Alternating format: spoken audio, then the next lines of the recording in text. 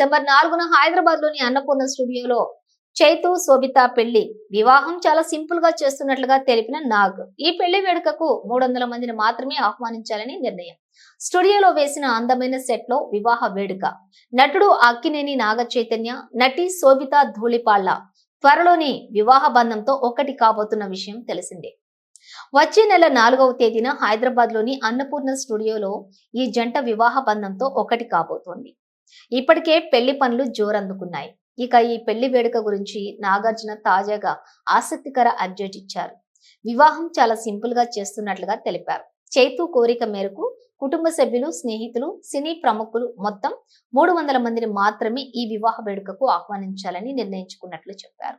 స్టూడియోలో వేసిన అందమైన సెట్ లో ఈ జంట ఒకటి కాబోతున్నారని హర్షం వ్యక్తం చేశారు.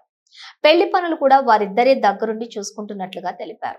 నాగ చైతన్య, శోభిత వివాహానికి అన్నపూర్ణ స్టూడియోస్ వేదిక కావటం తనకెంతో ఆనందంగా ఉందని, ఇది కేవలం స్టూడియో మాత్రమే కాదన్న నాగ్ తమ కుటుంబం వారసత్వంలో ఒక భాగమని పేర్కొన్నారు. ఈ స్టూడియోస్ తన నాన్నగారు అక్కినేని నాగేశ్వరరావుకి ఎంతో ఇష్టమైన ప్రదేశం అని చెప్పారు. పెళ్లిని చాలా సింపుల్ గా చేయాలని చైతు కోరినట్లు నాగార్జున పేర్కొన్నారు.